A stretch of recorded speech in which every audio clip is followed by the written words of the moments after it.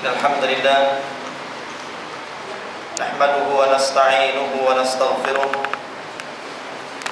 ونعوذ بالله من شرور أنفسنا وسيئات أعمالنا من يهده الله فلا مضل له ومن يضلل فلا هادي له أشهد أن لا إله إلا الله وحده لا شريك له وأشهد أن محمدا عبده ورسوله الذي لا نبي بعده أما بعد معاشر المسلمين rahimani wa rahimakumullah. Alhamdulillah, pada malam hari ini Allah mempertemukan kembali hadirin wal hadirat di majlis dan masjid yang kita cintai bersama ini. Tentu tidak lain karena ingin mendekatkan diri kepada Allah Subhanahu wa taala dengan wasilah talabul ilmi. Pada kitab yang telah kita kaji sebelumnya, kita sudah masuki hadis yang ke-10. Maka malam hari ini kita akan membaca hadis yang ke-11 dari kitab Syarah Al-Arba'in An-Nawawiyah. Baik, kita baca hadisnya sebelum kita terangkan. An Abi Muhammadin Al-Hasan bin Ali bin Abi Talib sibti Rasulillah sallallahu alaihi wasallam wa rahainatihi radhiyallahu anhumah. Qala hafidtu min Rasulillah sallallahu alaihi wasallam da' ma yaribuka ila ma la yaribuka. Rawahu Tirmidzi wan Nasa'i wa qala Tirmidzi haditsun hasanun sahihun.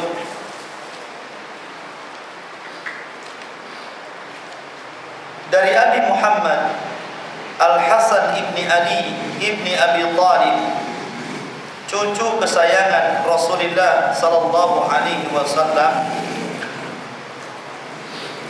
dia mengatakan, aku menghafal dari Rasulullah sallallahu alaihi wasallam sebuah sabda, da' ma yaribuka ila ma la yaribuka, tinggalkan yang meragukan dirimu kepada yang tidak meragukan dirimu. Ma'asyiral muslimin rahimani wa rahimakumullah. Hadis ini disampaikan oleh cucu Nabi sallallahu alaihi wasallam, Hasan ibnu Ali ibni Abi Talib radhiyallahu anhu. Hasan adalah kakak daripada Husain, dan Hasan serta Husain adalah saudara sekandung dari pernikahan Ali bin Abi Talib bersama anak putri Rasulullah sallallahu alaihi wasallam, Fatimah bintu Muhammadin sallallahu alaihi wasallam. Dan keduanya, Hasan ataupun Husain, adalah dua pemuda yang akan menjadi para pemimpin, para pemuda di surga. Jadi Hasan dan Husain, kata Nabi sallallahu alaihi wasallam, keduanya adalah akan dijadikan dua pemuda yang akan memimpin seluruh para pemuda yang ada di surga. Menunjukkan bahwa Hasan dan Husain, dua pemuda yang dijamin masuk surga atas lisan Rasulullah sallallahu alaihi wasallam. Husain ibnu Ali radhiyallahu anhu tentu kedudukannya lebih mulia daripada Husain. Jadi Hasan kakaknya, Husain itu adiknya. sifat Hasan persis dengan Nabi sallallahu alaihi wasallam. Ketika ayahandanya Ali bin Abi Thalib berkuasa menjadi khalifah di Madinah dan khalifatul Islam,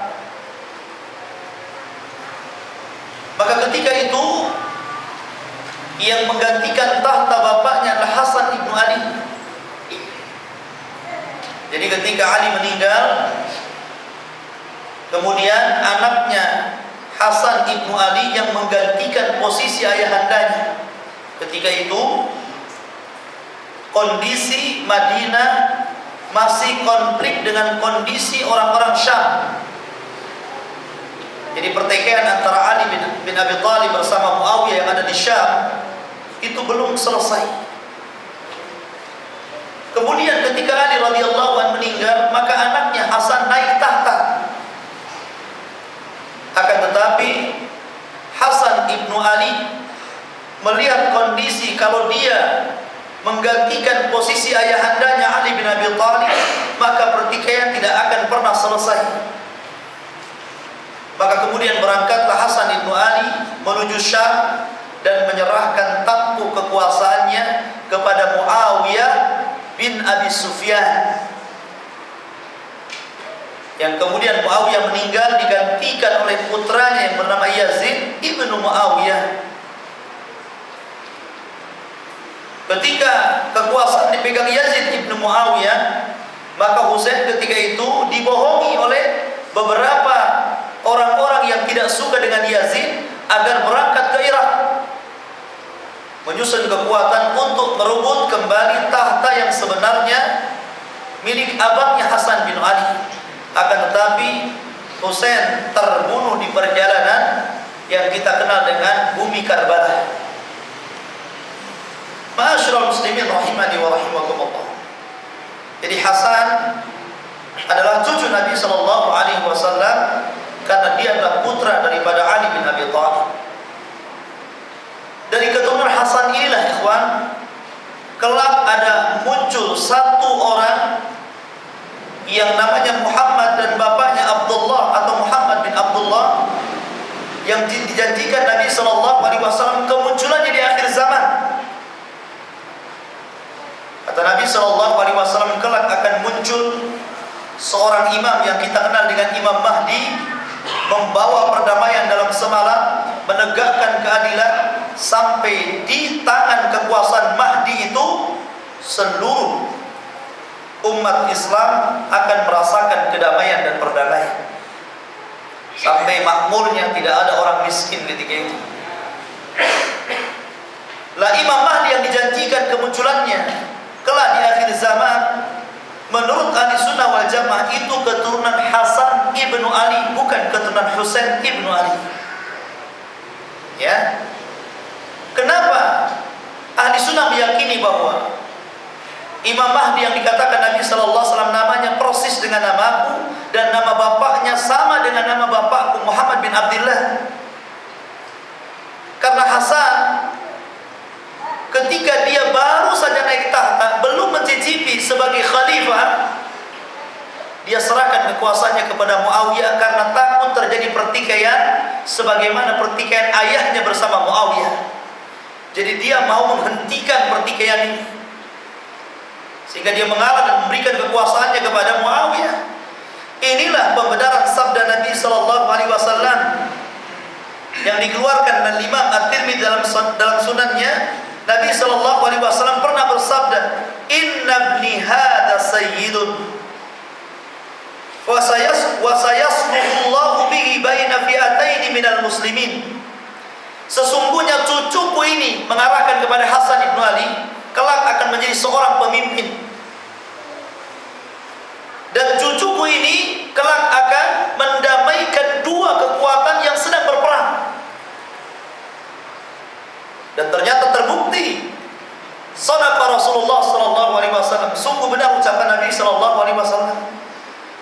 Karena ketika Ali bin Abi Thalib hidup, kita tahu bahwa kalau saya urut dari atas, ketika terbunuhnya Utsman bin Affan oleh gerombolan anak-anak muda yang terhasut oleh orang-orang Yahudi yang pura-pura masuk Islam, di antaranya Abdullah bin Sabah Al-Himyari Al-Yamani yang dijuluki Ibnu Sauda.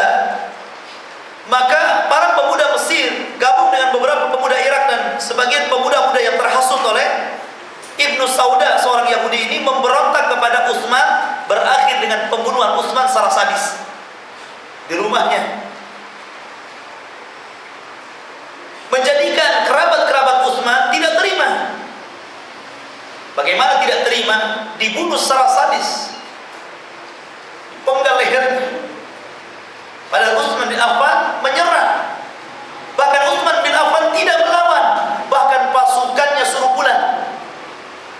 Kalau seandainya Utsman mau, tinggal kirim pasukan, dia khalifah, tinggal mengirim pasukan untuk membantai anak-anak muda ini.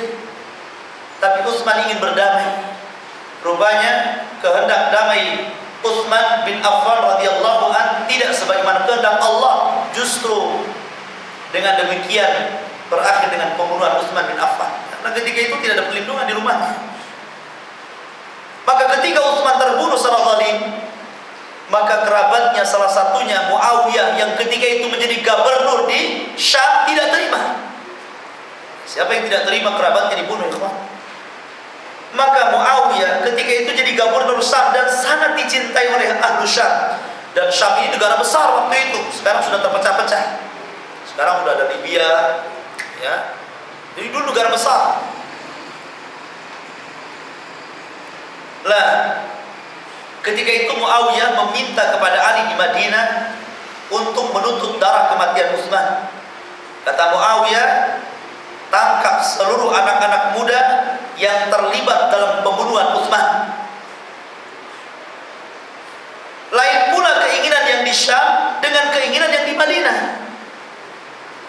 Karena orang-orang Madinah ketika meninggalnya Muawiyah tidak ada yang pantas menggantikan kecuali Ali bin Abi Thalib radhiyallahu anhu. Maka seluruh penduduk Madinah berfokus untuk mengangkat Ali menjadi khalifah setelah terbunuhnya Utsman. Akan tetapi Muawiyah tidak mau bayar. Bukan karena tidak setuju Ali menjadi khalifah, tidak. Karena Muawiyah menuntut darah Utsman diselesaikan dulu, setelah ditangkap dan diadili baru Ali menjabat menjadi khalifah dan kita berbayar. Akan tetapi Ali beristihad lain. Kalau seandainya Ali menangkap para pemuda yang di belakang mereka adalah kabilah-kabilah besar, tentu akan jadi masalah. Karena para pemuda ini diambil dari beberapa kabilah. Sementara tahu kesukuan orang Arab, satu saja kabilah disakiti, semua kabilah ikut membelanya. Maka kata Ali bin Abi Thalib, kalau saya tangkap anak-anak muda ini, kemudian saya adili sebagaimana kehendak Muawiyah, maka akan terjadi kerusuhan yang lebih besar. Katanya Ali, baiat dulu saya. Kita gabungkan kekuasaan Madinah dengan Syam, baru kita tangkap satu persatu orang-orang yang mengadili, orang-orang yang terlibat dalam pembunuhan Utsman.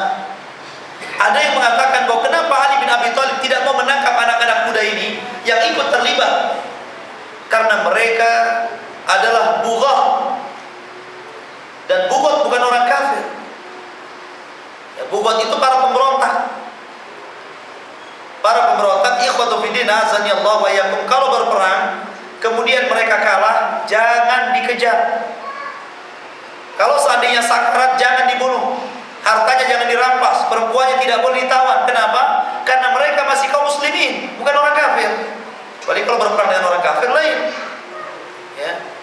Lah ketika Muawiyah kekeh dengan ijtihadnya, Ali kekeh dengan ijtihadnya, maka bertemulah dua pasukan saling membunuh di antara pasukan Ali dan pasukan Muawiyah yang dikenal dalam sejarah dan akan dicatat sampai hari kiamat, yang disebut dengan perang Siffin.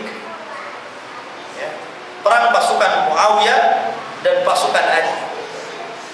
Dan ternyata ketika keduanya sudah berperang, kemudian disusul dengan perang berikutnya, perang Jamal, yaitu pasukan Aisyah dengan Zubair melawan pasukan Ali, sampai akhirnya berkembang fitnah ini.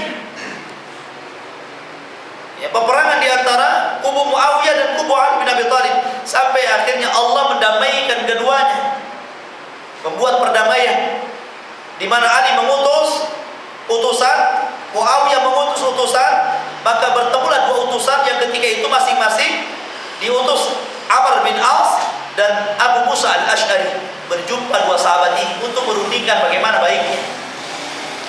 Maka keluarlah beberapa butir-butir keputusan. Kemudian disepakati oleh dua belah pihak, akan tetapi para pemuda yang tergabung dalam pasukan Ali tidak terima dengan undang-undang keputusan perdamaian ini. Sekitar 12.000 pasukan keluar dari pasukan Ali. Maka kemudian mereka singgah di satu tempat yang disebut Nahrawan, di satu desa yang disebut Haruri. Kemudian Ali mengutus Abdullah bin Abbas untuk berdebat, kenapa kalian keluar dari pasukan Ali? Kemudian mereka memberikan alasan dan dijawab oleh Abdullah bin Abbas, sehingga separuh lebih pasukan kembali kepada pasukan Ali, separuhnya tidak mau. Inilah cikal bakal Khawarij yang kemudian ditumpas oleh Ali bin Abi Thalib. Namun sayang, sebagian kecil di antara mereka melarikan diri. Sampai hari inilah mereka lah cikal bakal Khawarij yang disabdakan Nabi SAW. Mereka memiliki pemahaman takfiri, mengkafir-kafirkan penguasa. Mereka memiliki pemahaman hulu dalam agama, yang melampau dalam agama. Tapi bukan itu masalahnya. Ketika kita tidak bahas Khawarij atau bahas firqah yang lain, akan tetapi ketika keduanya sudah berdamai, Ali meninggal. Sementara dua pasukan ini masih dalam tahap perdamaian. Maka ketika Ali meninggal, sementara dua pasukan belum berdamai, hanya perjanjian perdamaian untuk menghentikan perang sesaat, maka naiklah tahta anaknya Hasan ibnu Ali. Ya, naik dia tahta. Lah karena melihat bahwa peperangan ini semakin melebar, maka Hasan tidak mau terjadi ada pertumpahan darah di negerinya. Maka kemudian dengan tawadhu dan rendah dirinya, dia datang ke Syam menyerahkan kekuasaannya. Dia ambil tangannya Muawiyah, kemudian dia berbaiat dan menyuruh penduduk Madinah untuk berbaiat kepada Muawiyah. Sehingga tahun itu disebut tahun perdamaian total. Tidak ada peperangan lagi, karena sudah tidak ada kubu lagi di mana Muawiyah menjadi raja. Inilah raja pertama dalam Islam yang sebelumnya khilafah. Ya. Raja pertama itu Malik, yang pertama itu Muawiyah bin Sufyan. Disinilah tegaknya daulah Bani Umayyah. Mulai di sini tegak daulah Bani Umayyah. Ya, yang akhirnya kemudian sejarah mencatat sampai di akhir daulah ini direbut lagi oleh daulah Abbasiyah. Ya, dan itu sejarah panjang, kita tidak bicara masalah sejarah. Saya ingin berbicara tentang rawi hadis ini sebenarnya, yaitu Hasan ibnu Ali. Lah Hasan ibnu Ali cucu Nabi SAW ini, dia mendengar sabda Nabi SAW, yaitu da'ma yaribuka ila ma la yaribuka. Ini yang kita bahas. Ini walaupun pendek, ini disebut jawami'ul kalim. Kata orang Arab, kalimat yang pendek ini maknanya dalam. Ya, tinggalkan yang meragukan kamu, ambil yang tidak meragukan kamu. Kalimatnya cuma dua saja, tapi kita jabarkan nanti betapa dalamnya kalimat ini. Nabi SAW itulah Nabi diberikan kekhususan dibandingkan dari nabi-nabi sebelumnya. Salah satunya Rasul diberikan jawami'ul kalim. Rasul itu kalau ngomong singkat, tapi kalau direnungkan padat isinya. Salah satunya ini, ya, da'ma yaribuka ila ma la yaribuka. Ikhwatu fiddin, azani Allah wa iyyakum. Hadis ini adalah kaidah yang sangat besar, ikhwatu fiddin, azani Allah wa iyyakum, yang masuk kepada semua hukum dalam Islam. Tinggalkan yang meragukan, ambil yang meyakinkan. Dan ada kaidah fikih dari hadis ini, kemudian muncullah beberapa kaidah fikih. Salah satunya adalah kaidah fikih yang terdapat dalam kitab Al-Qawaid Al-Fiqhiyah li Fahmi Nusus Syar'iyyah yang dikarang oleh Al-Allamah Abdurrahman Ibn Nasir As-Sa'di rahimahullah ta'ala. Di antaranya beliau membawakan sebuah kaidah diambil daripada ayat ini, bahwa al-yaqinu la yuzalu bisyak, ya, bahwa keyakinan itu tidak mungkin dihilangkan dengan keraguan-raguan. Beliau mengatakan wa tarji'ul ahkamu lil yaqini fala yuzilu syakku lil yaqini. Beliau mengatakan bahwa seluruh hukum-hukum itu hendaklah dikembalikan kepada keyakinan, dan tidak mungkin keraguan-raguan membatalkan sesuatu yang yakin. Karena dalam ibadah itu tidak boleh ragu-ragu, harus yakin. Kenapa? Karena kita menyembah zat yang yakin adanya. Tidak mungkin kita beribadah dengan ragu-ragu kepada zat yang yakin adanya. Maka ibadah ini harus yakin, karena zat yang disembah adalah zat yang yakin. Ikhwatu fi din azani Allah wa iyyakum. Di sini ada beberapa contoh tentang kaidah ini. Di antaranya adalah masuk pada bab halal dan haram.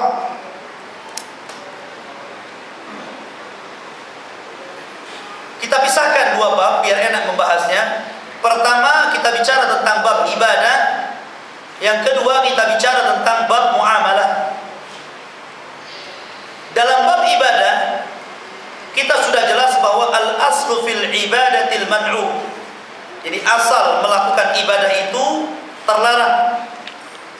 Illa ayyakuna dalil, illa an takuna dalilan 'alaiha, kecuali pada ibadah itu ada dalil yang menunjukkan tentang bolehnya melakukan ibadah itu.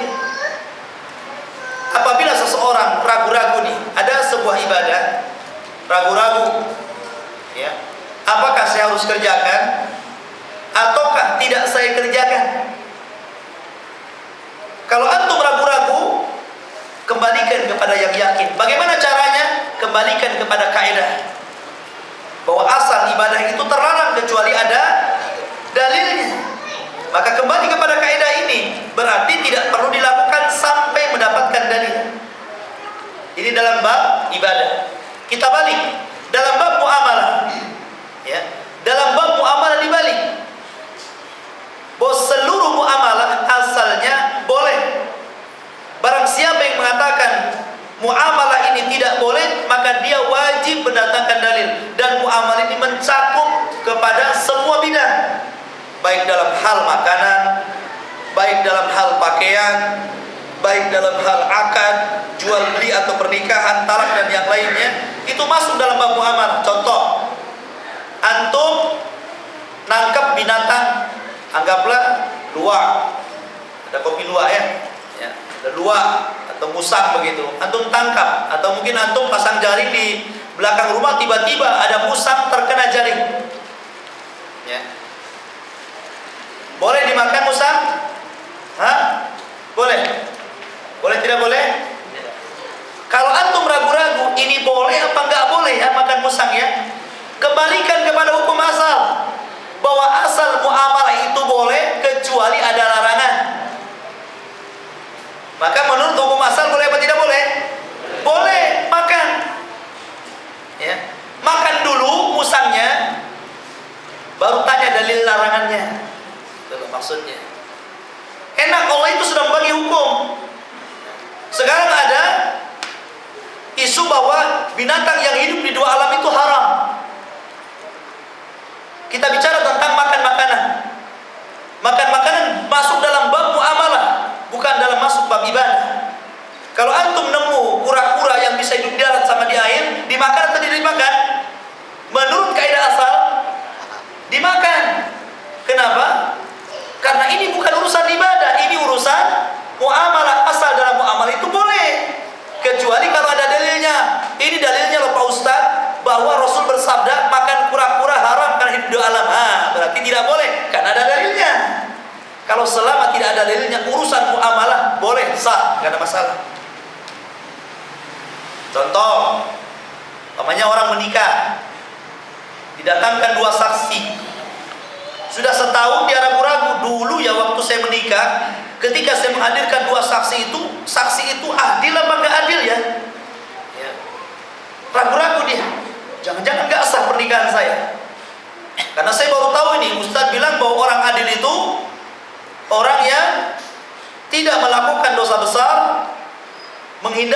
besar dan tidak terus-menerus dalam dosa kecil.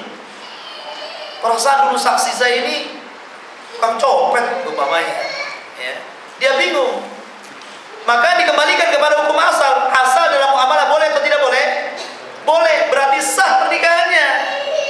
Ya. Sampai ada yang mendatangkan dalil bahwa tidak boleh menjadikan dua saksi dari orang yang melakukan dosa besar. Kalau dia mendatangkan dalil, maka batal pernikahannya. Tapi kalau tidak ada dalilnya, ya sah. Maka semua dikembalikan kepada asal supaya yakin gitu loh. Maka kenapa kita dibuat kaidah-kaidah seperti ini oleh para ulama, supaya tidak ada ragu-ragu. Contoh, saudara melihat perempuan, kemudian saudara mengatakan perempuan ini sudah saya nikah, lihat atau belum? Kira-kira nih sudah nikah atau belum? Hukum asalnya belum, kan begitu ya. Tinggal dia ketemu perempuan, kemudian langsung ragu-ragu, saya ini sudah menikahi dia atau belum? Hukum asalnya belum apa sudah? Belum, berarti belum menikah ya. Contoh lain, seandainya orang ini sudah menikah, kemudian dia lupa, saya sudah mentalak istri saya apa belum?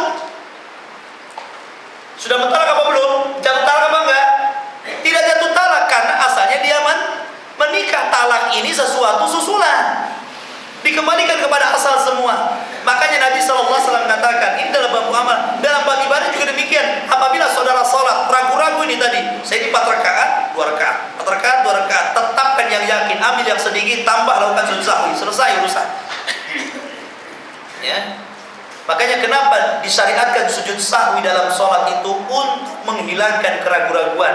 Karena sujud sahwi itu disyariatkan karena tiga perkara. 1, penambahan dalam sholat. 2, pengurangan dalam sholat. 3, ragu-ragu apakah dia menambah atau mengurang. Lakukan sujud sahwi. Salah satu fungsi sujud sahwi itu untuk menghilangkan ragu, mendatangkan yang yakin. Da' ma yaribuka ila ma la yaribuka. Tinggalkan yang ragu-ragu, ambil yang yakin. Lah kemudian kaidah ini berkembang, dari hadis ini berkembang ikhwatu fiddin, sebagaimana yang dijelaskan dalam kitab Qawaid al-Fiqhiyah ini, bahwa dari kaidah ini muncul kaidah-kaidah berikutnya. Salah satunya adalah al-aslu fil alfadi annaha lil haqiqati, bahwa asal daripada lafaz-lafaz manusia itu dibawa kepada hakikat, bukan kepada majaz. Bukan kepada majaz, tetapi dibawa kepada hakikat. Contoh umpamanya kata singa. Kata singa, kalau umpamanya saya katakan antum ini seperti singa, apakah antum jadi singa? Tidak, kalimat majaz. Tapi Anda ini seorang pemberani seperti singa. Namun kalimat singa itu sendiri jangan kemudian dibawa kepada arti majaz, kecuali kalau ada dalil yang memalingkannya. Jadi kalau ada 2 lafaz memiliki 2 makna, maka kembalikan kepada lafaz itu kepada makna yang hakikat, jangan kepada makna yang majaz. Boleh mengambil makna majaz kalau ada dalilnya. Ya, contoh ini sebagian ulama. Ya. Rasulullah SAW bersabda, "Lakinu mautakum bila ilaha illallah." Ejahkan kepada orang yang mati kalian, la ilaha illallah. Kalimat mauta, mati.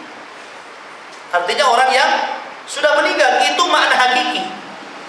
Makna majaz, sakaratul maut. Secara kaidah mestinya orang yang sudah mati itu ditalqin, kan begitu? Secara kaidah, karena asal lafaz itu dibawa kepada hakikat, bukan kepada majaz. Maka sebagian ulama maknai mauta itu sudah mati, tapi sebagian para ulama menarik makna sudah mati kepada sebelum mati, diartikan sakaratul maut. Lah sebagian para ulama mengatakan apa? Boleh menarik makna hakiki kepada makna majaz karena ada dalil. Kalau tidak ada dalil, tidak boleh. Mana dalilnya? Contoh, ketika Nabi SAW mentalkin anak Yahudi yang sedang sakaratul maut, Rasul mentalkin, "Wahai anak muda, katakan la ilaha illallah." Ketika itu Rasul mentalkin seorang Yahudi, bukan sudah mati, tapi dalam kondisi sakaratul maut. Dalil yang kedua, ketika Nabi SAW mentalkin pamannya Abu Talib. Abu Talib belum meninggal, Abu Talib masih hidup. Maka kalimat mauta oleh sebagian para ulama dibawa kepada yang sedang muhtadar sakaratul maut. Itu artinya apa? Menarik makna hakiki kepada makna majaz supaya tidak ragu-ragu di sini. Karena kita disuruh meninggalkan yang ragu-ragu, kemudian tetapkan kepada keyakinan. Kalau tidak ada yang memalingkan, tetap dengan makna aslinya. Tapi kalau ada memalingkan, maka hilanglah keraguan-raguan karena ada dalil, kan begitu. Kalau tidak ada dalil, jadi kembalikan kepada hukum asal, biar tidak ragu-ragu. Ya. Kemudian juga dari hadis ini muncul sebuah kaidah, al-aslu fil amri lil wujub, bahwa asal perintah itu hukumnya wajib. Asal perintah hukumnya wajib. Boleh asal perintah dibawa kepada sunnah kalau ada dalilnya. Kalau enggak ada dalilnya, jangan coba-coba membawa perintah Allah dan perintah Nabi kepada sunnah, apalagi mubah. Contoh, Allah mengatakan atiullaha wa atiur rasul. Ini ati kalimat fi'lul amr, perintah. Taatlah engkau kepada Allah, taatlah engkau kepada Rasul. Asal perintah apa? Wajib. Berarti wajib taat kepada Allah, wajib taat kepada Rasul, itu maksudnya. Dan wajib taat kepada ulil amri, para pemimpin. Lah, di sana ada perintah-perintah yang dibawa kepada sunnah, akan tetapi harus ada dalil yang menunjukkan bahwa perintah itu sunnah. Contoh, Rasulullah mengatakan, kuntu nahaitukum an ziyaratil kubur fazuruha. Dulu aku larang kalian ziarah kubur, sekarang aku perintahkan ziarah kalian. Kalimat ziarah kalian diperintah. Kalau kita melihat kaidah asal perintah wajib, seolah-olah kita katakan ziarah kubur wajib hukumnya. Tapi dalam perintah ini tidak bisa dikatakan wajib, tapi dikatakan sunnah. Kenapa dipalingkan dari yang wajib kepada yang sunnah? Karena perintah setelah larangan dikembalikan hukumnya kepada sebelum larangan. Sebelum larangan ziarah kubur sunnah hukumnya, kemudian oleh Rasul dilarang, kemudian diperintah lagi, maka perintah yang kedua dikembalikan kepada perintah asal. Lah, itu kaidah-kaidah disebut para ulama supaya kita tidak ragu-ragu dalam menentukan hukum. Ya. Kemudian timbul lagi dari hadis ini kaidah-kaidah yang lain, al-aslu fin nahyi lit tahrim. Asal larangan itu haram hukumnya. Kalau ada larangan, haram hukumnya. Contoh, Nabi SAW melarang tidak boleh makan katak. Berarti kalau orang makan katak, haram hukum.